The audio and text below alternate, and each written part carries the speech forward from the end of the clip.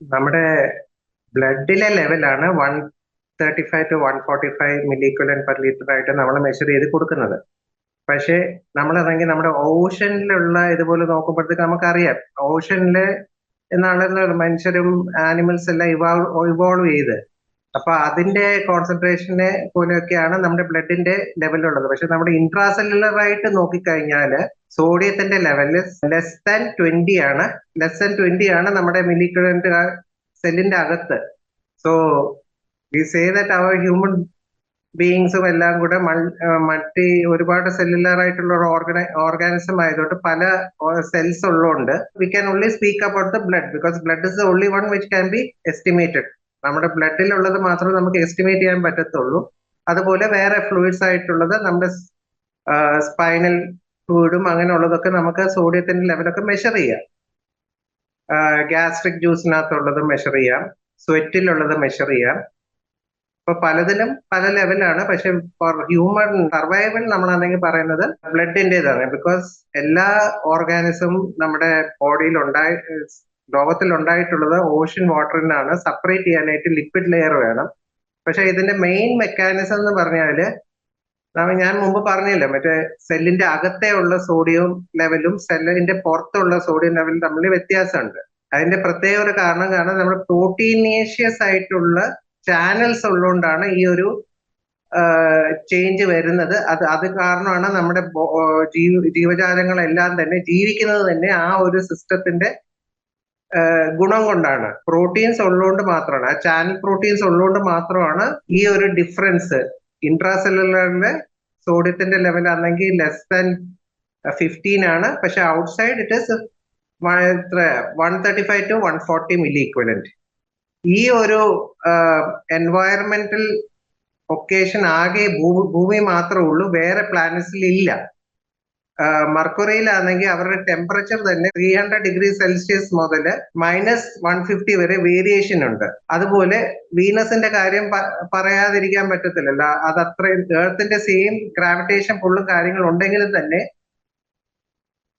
മനസ്സിലാവുന്ന ഒരു കാര്യം വെച്ചാൽ ഒരു ഭയങ്കര ഒരു ഹൈ ടെമ്പറേച്ചർ ആണ് ആ ഒരു പ്ലാനറ്റിലുള്ളത്. അതുകൊണ്ട് മാത്രമാണ് നമ്മുടെ ശരീരത്തിന്റെ ബോഡിയിലൊക്കെ നമ്മുടെ ഓഷന്റെ ഉള്ള അല്ലെങ്കിൽ വാട്ടറിലുള്ള രീതിയിലുള്ള ഒരു സോഡിയം പാറ്റേൺ ഉള്ളത്.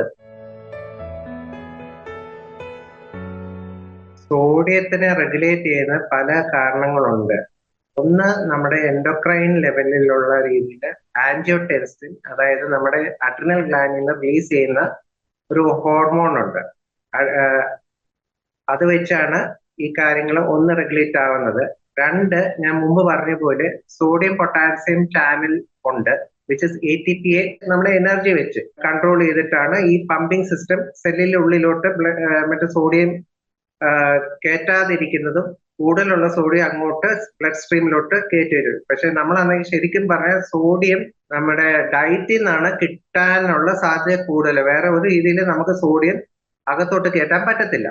പിന്നെ ഇത് എങ്ങനെ പുറത്തു പോകുന്നു എന്നുള്ള രീതിയിൽ നമ്മുടെ കിഡ്നിയുടെ റോള് തന്നെ ഒരു കാരണവശാലും സോഡിയത്തിനെ പുറത്തോട്ട് വിടാനായിട്ട് ശ്രമിക്കാത്ത ഒരു ഓർഗനാണ്.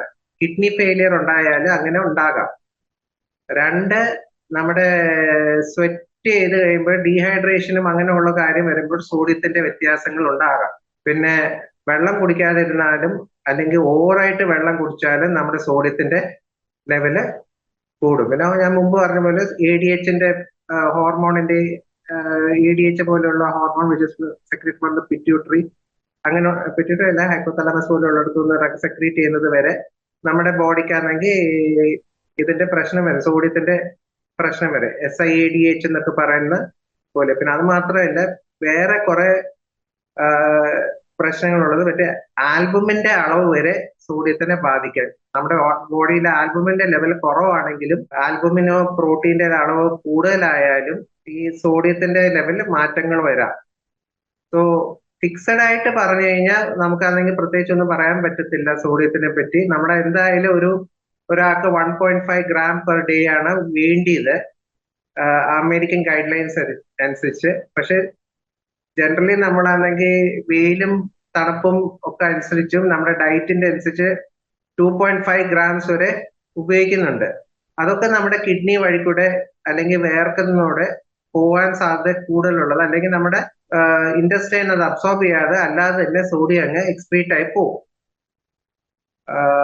അതൊരു സൈഡില്. രണ്ട്, ചില ഡിസീസസ്, അതായത് കൺജന്റൽ ഹാർട്ട് ഡിസീസ് പോലുള്ള ഹാർട്ടിന്റെ പമ്പിങ്ങിന്റെ പ്രശ്നങ്ങൾ കാരണം, പിന്നെ നമ്മൾ ഓക്സിജൻ ലങ്സിൽ നിന്ന് കൊടുക്കുന്നതിന്റെ അനുസരിച്ച്, ഓക്സിജൻ അല്ല വാട്ടർ വേപ്പർ എക്സ്ക്രീറ്റ് ചെയ്യുന്നതിന്റെ ടെൻഡൻസി അനുസരിച്ചും ഒക്കെയാണ് ഇത് വരുന്നത്. പിന്നെ അയോൺ ഗ്യാപ്പ് എന്ന് പറഞ്ഞുകൊണ്ട് വേറൊരു പ്രതിഭാസമുണ്ട്.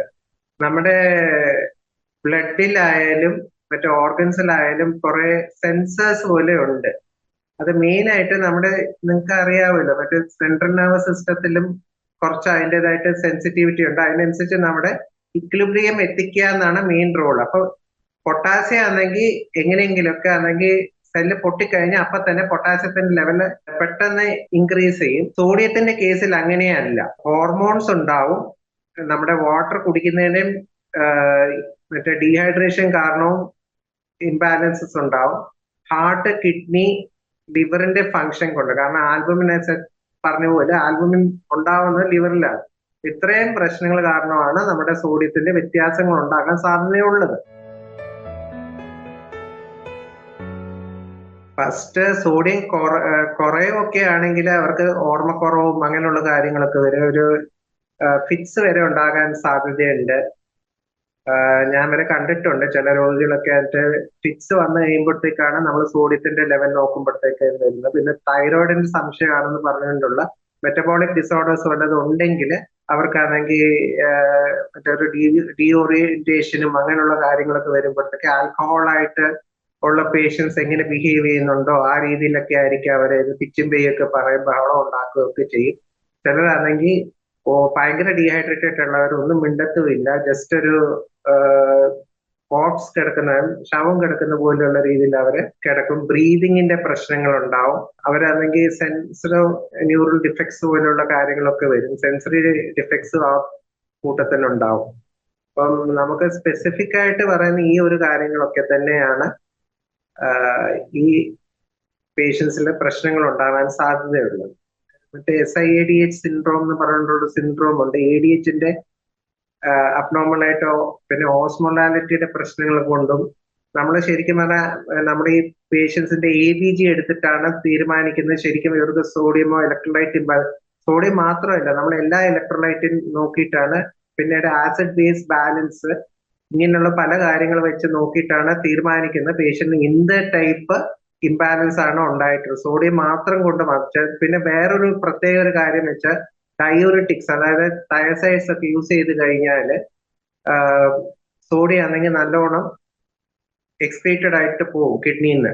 അപ്പൊ അങ്ങനെയുള്ള പേഷ്യൻസിന് സോഡിയത്തിന്റെ പ്രശ്നം, ഹൈപ്പർടെൻസീവ് ഡ്രഗ്സ് ഉപയോഗിക്കുന്ന പേഷ്യൻസിന് ഇങ്ങനത്തെ ഉള്ളൊരു, പ്രത്യേകിച്ച് തയസൈഡ്സ് ഉപയോഗിക്കുന്ന പേഷ്യൻസിന് ഇങ്ങനത്തെ ഉള്ളൊരു പ്രശ്നം ഉണ്ടാകാൻ സാധ്യതയുണ്ട്, സോഡിയത്തിന്റെ കുറവുണ്ടാവുന്നത്. മറ്റേ നമ്മൾ സോഡിയം കറക്ഷൻ ആണ് ചെയ്യേണ്ടിയിരിക്കുന്നത്. സാധ്യമായി 3% നോർമൽ സലൈൻ ആണ് നമ്മൾ കൊടുക്കുന്നത്. നമ്മൾ കണ്ടിട്ടുണ്ടല്ലോ ടെക്സ്റ്റ് ബുക്സിലെ മറ്റേ ഹൈപ്പോട്ടോണിക്കും ഹൈപ്പർടോണിക്കുള്ള സെൽസ് ആണ് ഹൈപ്പർടോണിസിറ്റി പോകുന്ന, ഹൈപ്പോട്ടോണിസിറ്റിയിലൊക്കെ പോകുന്ന പോലെയുള്ള മറ്റേ ഷ്രിങ്ക് ചെയ്ത് നമ്മുടെ ഗ്രേപ്സ് ഒക്കെ ഷ്രിങ്ക് ചെയ്ത് മറ്റേ പോകുന്ന പോലെയുള്ള രീതിയിൽ, പിന്നെ നല്ലോണം സ്വെല്ല് ചെയ്ത് പൊട്ടി പോകുന്ന പോലെയുള്ള ഒരു സാഹചര്യങ്ങൾ, ഇങ്ങനെയൊക്കെ പല കാര്യങ്ങൾ ഉള്ളതുകൊണ്ട് നമ്മൾ ശ്രദ്ധിച്ചേ പറ്റത്തുള്ളൂ.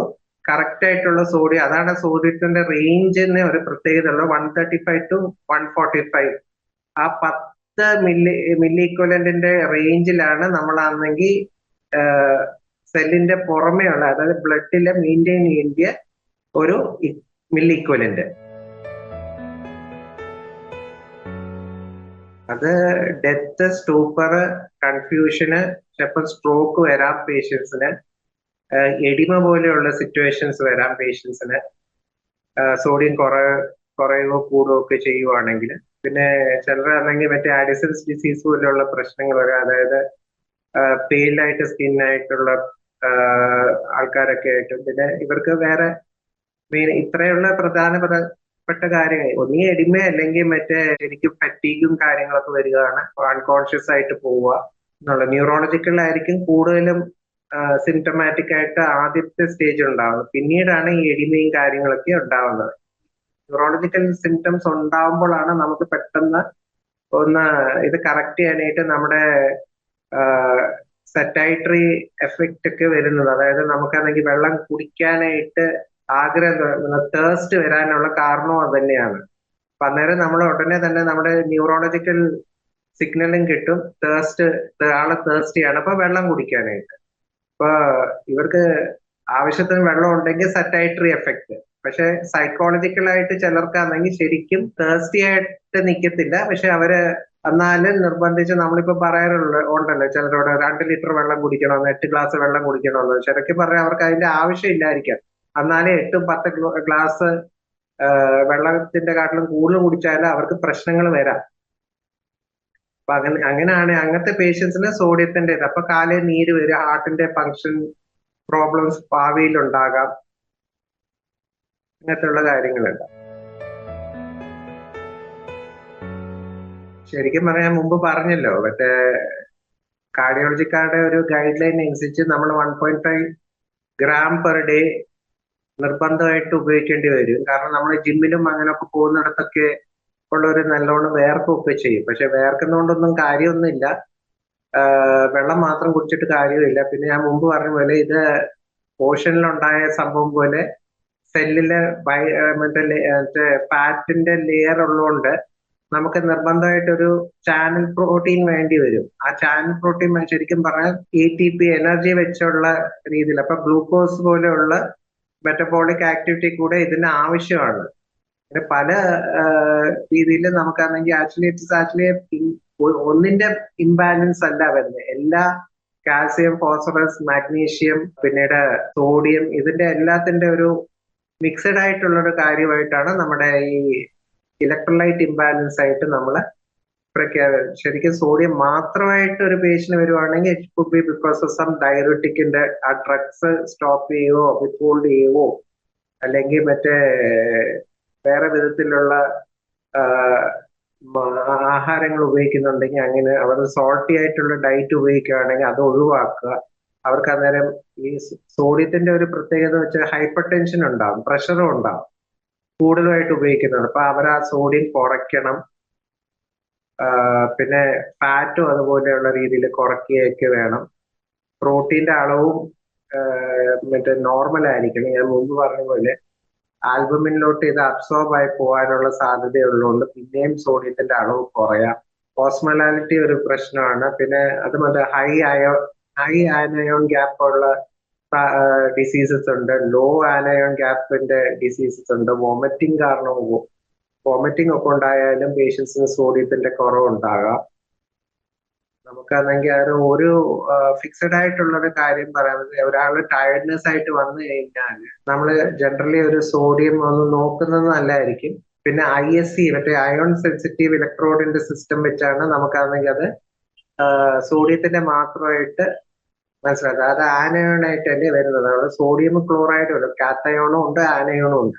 അപ്പൊ ആ രീതിയിലാണ് നമ്മൾ ശരിക്കും സോഡിയത്തിന് സെൻസിറ്റീവ് ആയിട്ടുള്ള ഇലക്ട്രോഡ് വെച്ചാണ് നമ്മൾ എസ്റ്റിമേറ്റ് ചെയ്യുന്നത് എത്ര സോഡിയം ആണെങ്കിൽ ആ പർട്ടിക്കുലർ വോളിയം ഓഫ് സൊല്യൂഷനകത്തുള്ളത്, അല്ലെങ്കിൽ ബ്ലഡിനകത്തുള്ള സീറത്തിൽ എത്രയുണ്ട്, അല്ലെങ്കിൽ പ്ലാസ്മയിൽ എത്രയുണ്ടെന്ന് ഡിസൈഡ് ചെയ്യുന്നത് ആ ഒരു പ്രിൻസിപ്പിൾ വെച്ചാണ്. ഹൈപ്പോനെട്രിയമേ നമ്മൾ എന്തെങ്കിലും 3% നോർമൽ ലൈൻ ആണെങ്കിൽ ഇൻഫ്യൂഷൻ കൊടുക്കണം. അറ്റ്ലീസ്റ്റ് മറ്റേ ICUലാണ് പേഷ്യനെ ട്രീറ്റ് ചെയ്യേണ്ടത്. അത് സോഡിയം ലെവൽ നോർമൽ ആവുന്ന വരെ നമ്മളത് കൊടുക്കും. പിന്നെ മെയിൻ ആയിട്ട് 3% മാത്രം കൊടുത്തിട്ട് കാര്യമില്ല. സോൾട്ടി ആയിട്ട് ഡയറ്റ് പേഷ്യന്റ് കോൺഷ്യസ് ആണെങ്കിൽ, അല്ലെങ്കിൽ അൺകോൺഷ്യസ് ആണെങ്കിൽ റൈൽസ് ട്യൂബ് വഴിയെങ്കിലും സോഡിയം റിച്ച് ആയിട്ടുള്ള ഡയറ്റ് കൊടുത്താലേ പേഷ്യൻസിനാണെങ്കിൽ അത് റിജനുവേറ്റ് ചെയ്യാൻ പറ്റത്തുള്ളൂ സോഡിയം. പിന്നെ SIDH പോലെയുള്ള അസുഖങ്ങൾ ഉണ്ടെങ്കിൽ അതിൻ്റെതായിട്ടുള്ള ട്രീറ്റ്മെന്റ് വേറെ കൊടുക്കുകയും വേണം. അത് സാധാരണ എൻഡോക്രൈനോളജിക്കാരാണ് അതിന്റെ ഗൈഡ് ലൈൻസ് തീരുമാനിക്കുന്നത്. പിന്നെ ബാക്കി രീതിയിൽ സോഡിയം കുറവാണെങ്കിൽ അങ്ങനെ, കൂടുതലാണെങ്കിൽ നമ്മളാണെങ്കിൽ മുമ്പ് പറഞ്ഞ പോലെ ഡയൂറിറ്റിക്സിന്റെ വെച്ചാണ് നമ്മളാണെങ്കിൽ പെട്ടെന്ന് ആ സോഡിയം കുറയ്ക്കാനുള്ള സംവിധാനം ചെയ്യുക. അല്ലെങ്കിൽ മറ്റേ നമ്മള് ഐസോട്ടോണിക് ആയിട്ടുള്ള ഫ്ലൂയിഡ്സ്, നോർമൽ ഫ്ലൂയിഡ്സ് ആയിട്ടുള്ളത് കൊടുത്തിട്ട് ഡീഹൈഡ്രേഷൻ ഉണ്ടെങ്കിൽ അത് മാറ്റാനായിട്ട് ശ്രമിക്കാതെ സാധാരണ നമ്മളെ നോർമൽ സെലൈൻ പറയത്തില്ല, അല്ലെങ്കിൽ DNS എന്ന് പറയത്തില്ലേ, 1 പൈന്റ് ആയിട്ട് കൊടുത്ത് ആ പേഷ്യന്റ് റിപ്പയർ ചെയ്യാനായിട്ട് നോക്കും, നോർമലൈസ് ചെയ്യാൻ നോക്കും കൂടി. ഞാൻ മുമ്പ് പറഞ്ഞ പോലെ ഒന്ന് പ്രത്യേക ഡ്രഗ്സ് ഒക്കെ യൂസ് ചെയ്യുന്നവര്, അതായത് മറ്റേ ഡയബറ്റിക്സിന്റെ യൂസ് ചെയ്യുന്നവർക്ക് അനാവശ്യമായിട്ട് നമ്മൾ തന്നെ മെഡിക്കലി കൊടുക്കുമ്പോഴത്തേക്ക് ആ ഒരു ക്രൈസിസ് ഉണ്ടാവും. രണ്ടാമത്തെ ഗ്രൂപ്പ് എന്ന് പറഞ്ഞാൽ ഈ വെയിലത്തൊക്കെ ജോലി ചെയ്യുന്നവർക്കൊക്കെ ആണെങ്കിൽ അങ്ങനത്തെ ഒരു സാഹചര്യം ഉണ്ടാകാൻ സാധ്യതയുണ്ട്. കാരണം അവർ വേർത്ത് അവരുടെ ശരീരത്തിലെ ഉപ്പാണെങ്കിൽ രക്തത്തിൽ കൂടെ അല്ല സ്വെറ്റിൽ കൂടെ പോകുന്നത്. പിന്നെ മൂന്നാമത്തെ ഈ എക്സസൈസ് ഒക്കെ ചെയ്യുന്നവരുടെ ഇടയിലും സോഡിയത്തിന്റെ അളവ് കുറയാൻ സാധ്യതയുണ്ട്.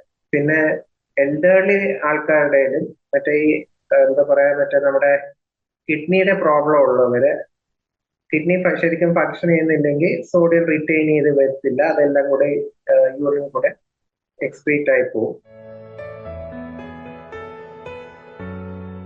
ഒരു റിപ്പീറ്റഡ് ചോദ്യമായിട്ടാണ് തോന്നുന്നത്, കാരണം വേറെ ഒന്നുമല്ല.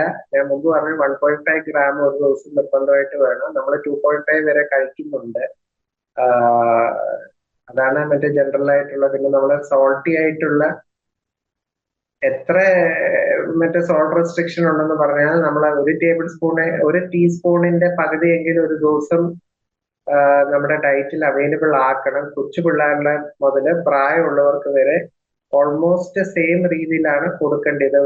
പിള്ളേർക്കാണെങ്കിൽ കൂടുതൽ കൊടുത്തോണ്ട് കുഴപ്പമില്ല, അവർ അതുപോലെ അനുസരിച്ച് മറ്റേ പൊടിക്കൊച്ചുങ്ങൾക്ക് അതുകൊണ്ടാണ് നമ്മൾ പറയുന്നത് മുലപ്പാൽ മാത്രം കൊടുക്കാവൂ. കാരണം മറ്റേ ഇത് ഇങ്ങനത്തെ ഉള്ള വിഷയങ്ങൾ പൊടിക്കൊച്ചുങ്ങൾക്കൊക്കെ ഉണ്ടാവും. അതുകൊണ്ട് നമ്മൾ കഴിവതും മറ്റേ വേറെ ആഹാരങ്ങളൊന്നും 6 മാസം വരെയുള്ള പിള്ളേർക്ക് കൊടുക്കാൻ പാടില്ല. വേറെ ടൈപ്പ് കല്ലുപ്പിന്റെ കാട്ടിലും ബെറ്റർ അയഡൈസ്ഡ് ആയിട്ടുള്ള അയഡിൻ മറ്റേ ഫോർട്ടിഫൈഡ് ആയിട്ടുള്ള സോൾട്ട് ഉപയോഗിക്കുന്നതാണ് നല്ലത്. കാരണം മുമ്പ് പറഞ്ഞ പോലെയുള്ള പല അഡ്വാൻറ്റേജ് ഇടയ്ക്ക് ഞാൻ പറഞ്ഞില്ല, തൈറോയിഡിന്റെ പ്രശ്നങ്ങൾ ഉണ്ടാവുന്നവർക്കും ഇങ്ങനെ വരാം എന്നുള്ളത്. അപ്പൊ തൈറോയിഡ് കറക്ഷന്റെ ഭാഗമായിട്ട് അയഡൈസ്ഡ് ആയിട്ടുള്ള സോൾട്ട് ഉപയോഗിക്കുമ്പോഴത്തെ ഒരു മെറ്റബോളിക് അഡ്വാൻറ്റേജ് ഉണ്ടാവും.